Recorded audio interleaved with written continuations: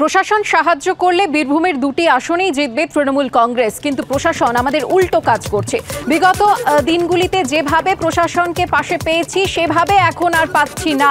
দলীয় ক্ষেত্রে ঘাটতির ক্ষেত্রে প্রশাসন কোনো সহযোগিতা করছে না, প্রতিনিয়ত পেছন থেকে টেনে ধরার চেষ্টা করছে প্রশাসন। এমনটাই বললেন বীরভূমের তৃণমূলের সহসভাপতি মলয় মুখোপাধ্যায়।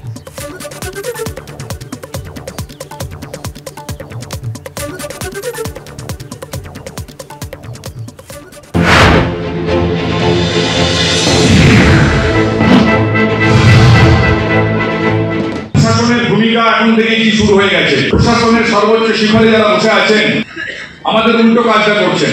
দল যেখানে বলছে এই কেসটা একটু দেখতে হবে, সেখানে প্রশাসনের সর্বোচ্চ জায়গায় থেকে নেগেটিভ কথা আসছে। কোন উন্নয়নমূলক কাজের ব্যাপারেও সে বিডি হোক, সে এসডি হোক, সে ডিস্ট্রিক্ট ম্যাজিস্ট্রেট হোক, সে এসআই হোক কি সিআই হোক কি ডিএসপি হোক কি এসপি হোক, বিগত দিনে আমরা যে ইনপুট নিয়ে প্রশাসনকে নিয়ে যে কাজ করেছিলাম বা করতে পারতাম, আজকে কিন্তু আমরা পারছি না।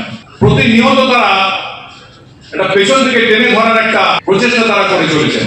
যেখানে যেখানে আমাদের দলগতভাবে কোনো ত্রুটি বা কোনো ল্যাকুনা থেকে থাকছে, সেই জায়গাগুলোতে প্রশাসন এতটুকু সাহায্য সহযোগিতা করছে না, সেই জায়গায় তারা একটু যাতে সাহায্য সহযোগিতা করেন, তাহলে আশা করি আমরা বীরভূম জেলায় দুটো সিট নির্বিধায় লক্ষাধিক ভোটে আমরা অন্যান্য রাজনৈতিক দলকে পরাস্ত করতে পারবো।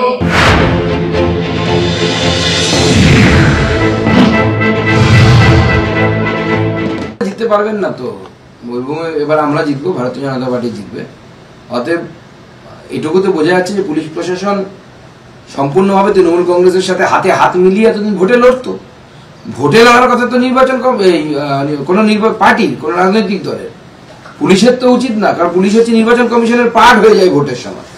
কিন্তু বোঝা যাচ্ছে এখন এই নেতাদের কথাতে যে এই পুলিশরা আসলে ভোটের সময় নির্বাচন কমিশনের হয়ে কাজ না করে তৃণমূল কংগ্রেসের হয়ে কাজ করতো। গোটা বছর তো করেই, ভোটের সময়ও করার চেষ্টা করতো। মনে রাখবেন, আমাদের মাথার ওপর কেষ্ট আছে। বীরভূমের কর্মী সভায় গিয়ে কেষ্টর প্রশংসায় পঞ্চমুখ তৃণমূলের রাজ্য সভাপতি সুব্রত বক্সী। অনুব্রত মণ্ডলকে বলতে গিয়ে আবেগে ভাসলেন তৃণমূলের রাজ্য সভাপতি। আর তা দেখে শুনেই অনেকে বলছেন যে লোকসভা ভোটের মুখে বীরভূমে না থেকেও আছেন জেলবন্দি অনুব্রত মণ্ডল। এই জেলায় আসলে প্রথমেই মনে পড়ে যার কথা, তিনি আমাদের দীর্ঘদিনের সংগ্রামের সাথী কেষ্ট মণ্ডল। কেষ্ট মণ্ডলকে যারা চিনেছেন, আপনারা বীরভূমের মানুষ, আপনারা চেনেন। সাংগঠনিক শক্তি অফুরন্ত। তার চেয়ে বড় কথা, যারা দেখেছেন চিনেছেন, আমি তাদের থেকে একটু বেশি করে কেষ্টকে চিনি, কারণ ভালোবাসি। তো স্বাভাবিকভাবে আমি কেষ্টর কথা বলতে গিয়ে আবেগে হারিয়ে না যাই, তার জন্য আমি বলতে চাই যে আমরা এখানে যারা সমবেত হয়েছি, মনে রাখবেন আমাদের মাথার উপর কেষ্ট আছে। আমি খালি আপনাদের বলব যে সংঘবদ্ধ লড়াইয়ের মধ্য দিয়ে আজকে বীরভূম জেলা পরিচালিত হচ্ছে, নিশ্চিতভাবে আমি তাকে সাধুবাদ জানাই। এখন বুঝতে পারছি না উনিও জেলে যাওয়ার প্ল্যান করছেন কিনা। গেলে পরে ওনার মাথায় হয়তো কেষ্টর হাতটা পড়ে যাবে।